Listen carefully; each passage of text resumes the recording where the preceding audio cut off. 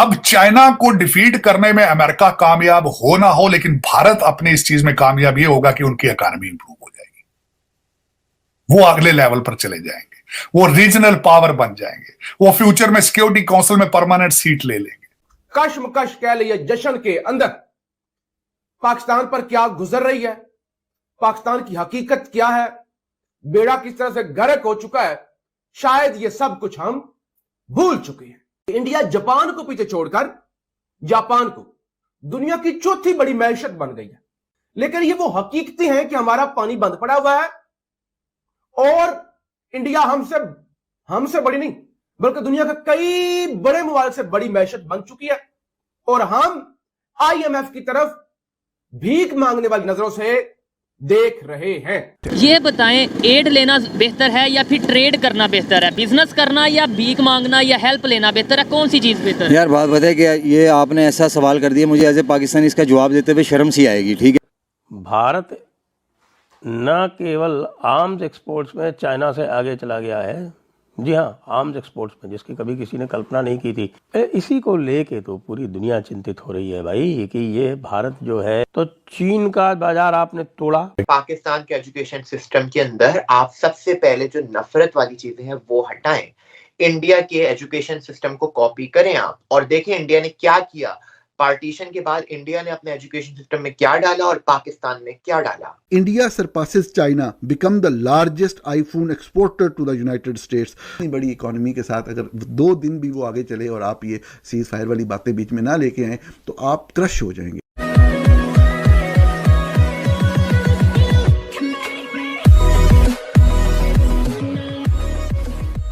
नमस्कार दोस्तों, अब देखिए, आज से अगर 2-3 साल पहले देखो अगर आप डिस्कस करो कि क्या इंडिया हथियार एक्सपोर्ट्स कर सकता है, क्योंकि हमारी हिस्ट्री रही है कि हमने हर समय पर हथियार सिर्फ और सिर्फ इंपोर्ट किए हैं। तो अगर ये डिस्कशन होता कि क्या हम एक्सपोर्ट करेंगे या फिर कर पाएंगे तो हंसी आ जाती, क्योंकि इंडिया जो है वो हथियारों के मामले में, डिफेंस के मामलों में उस हिसाब से था नहीं।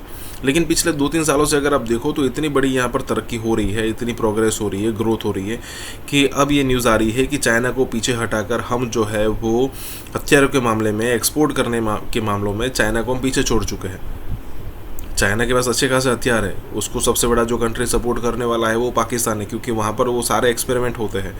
ठीक है, चाइना अच्छे खासे अमेरिकन, रशियन जो हथियार है उसकी कॉपी बनाकर बैठा है, लेकिन इंडिया का जो प्रेस्टीज है, इंडिया की जो वैल्यू है, वो अब उस लेवल पर पहुंच चुकी है कि चाइना को हमने पीछे छोड़ दिया है। और देखिए, और भी कई सारे जो मामले हैं वो इंडिया की फेवर में जाते हैं। अगर आने वाले दिनों में हम यूएस और रशिया से कम्पीट करते हैं हथियारों के मामले में, एक्सपोर्ट करने के मामले में, तो ये हो सकता है कि इंडिया के अंदर लेबर चीप है, तो हथियार भी जो है वो सस्ते बनेंगे और वो सस्ते हथियार हम बेच पाएंगे। कई सारे कंट्री ऐसे हैं जो यूएस और रशिया की ये प्राइसिंग पे नहीं कर पाने वाले। इसी के साथ ही वीडियो शुरू करते हैं। और हाँ दोस्तों, एक और रिक्वेस्ट है आपसे कि कृपया करके हमें सुपर थैंक्स के माध्यम से मदद करना ना भूलें। भारत न केवल आर्म्स एक्सपोर्ट्स में चाइना से आगे चला गया है, जी हाँ, आर्म्स एक्सपोर्ट्स में, जिसकी कभी किसी ने कल्पना नहीं की थी कि एक दिन ऐसा आएगा जब भारत आर्म्स एक्सपोर्ट्स में आगे चला जाएगा। भारत आईफोन एक्सपोर्ट्स में भी चाइना से काफ़ी आगे चला गया, जबकि पिछले महीने की बात जो बता रही है, पिछले महीने का जो डेटा आया है वो ये बता रहा है कि चाइना ने 9 लाख आईफोन एक्सपोर्ट किए यूएस को और भारत ने किए 33 मिलियन।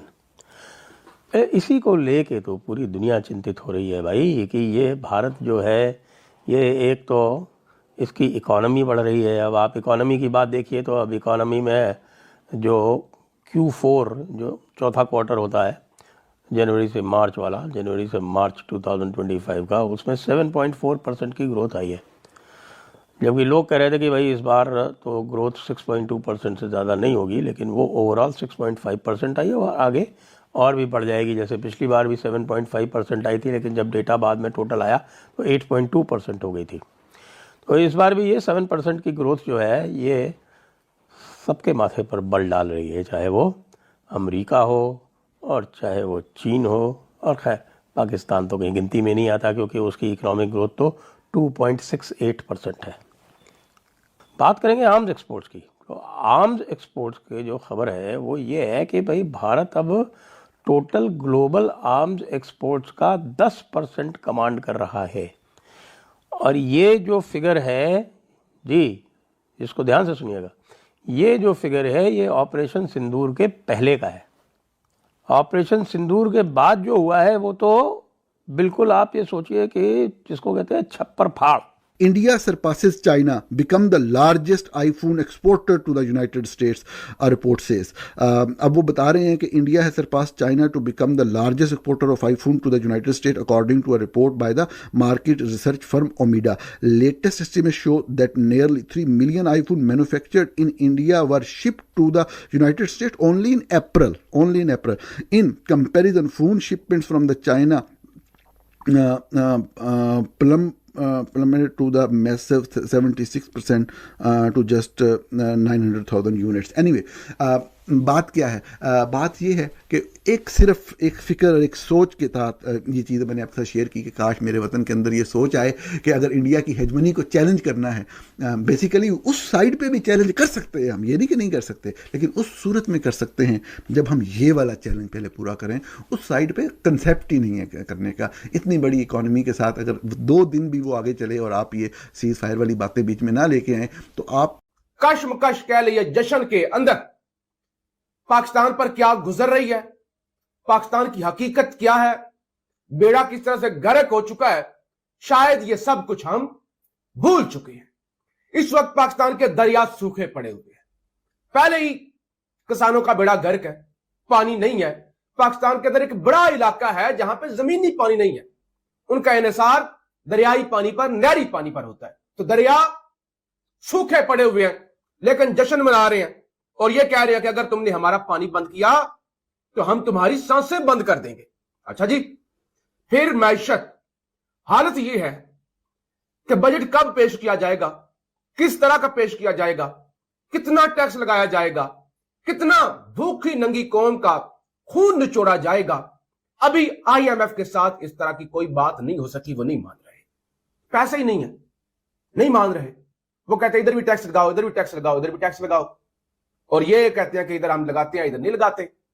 और जाहिर है फिर अपना इक्तदार भी बरकरार रखना है, और जो अयाशियां और वुजरा की फौजें और तनख्वाहों के अंदर इजाफे, लेकिन अवाम का खून निचोड़ना है। पैसा टका है कोई नहीं, अगर होता तो हम आज तक बजट पेश कर चुके होते।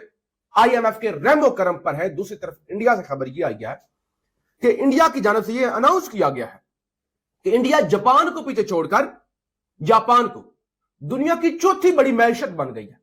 लेकिन ये वो हकीकतें हैं कि हमारा पानी बंद पड़ा हुआ है और इंडिया हमसे बड़ी नहीं बल्कि दुनिया के कई बड़े मुल्क से बड़ी मैशत बन चुकी है, और हम IMF की तरफ भीख मांगने वाली नजरों से देख रहे हैं।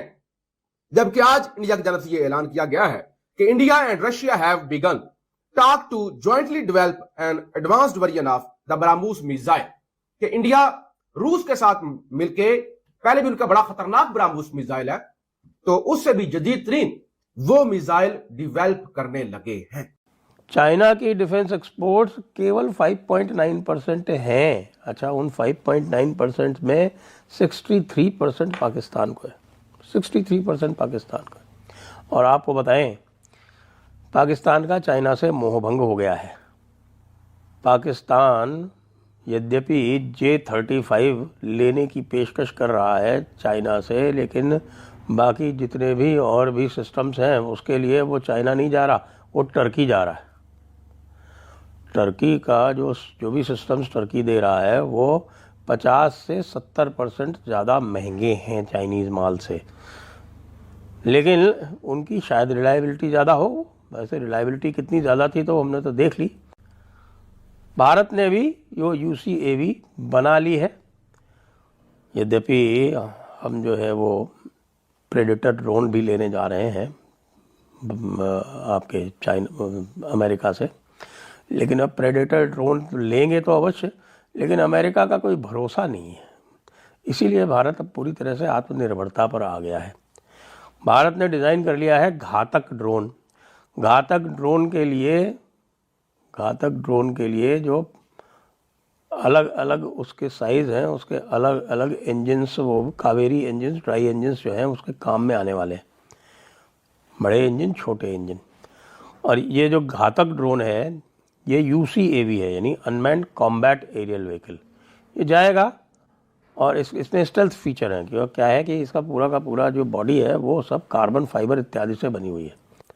तो चीन का बाज़ार आपने तोड़ा, तो चीन का जो 5.9% है, समाचार ऐसे आ रहे हैं कि जहाँ जहाँ अफ्रीका में या जॉर्डन या अन्य स्थानों पर, कुछ स्थानों पर उसके जो रेडार सिस्टम्स और उसके ड्रोन वगैरह, विंग लूंग जो उसका एक बड़ा प्रसिद्ध ड्रोन है, वो सब जो लोग ले रहे थे उन्होंने ऑर्डर कर दिए हैं कैंसिल।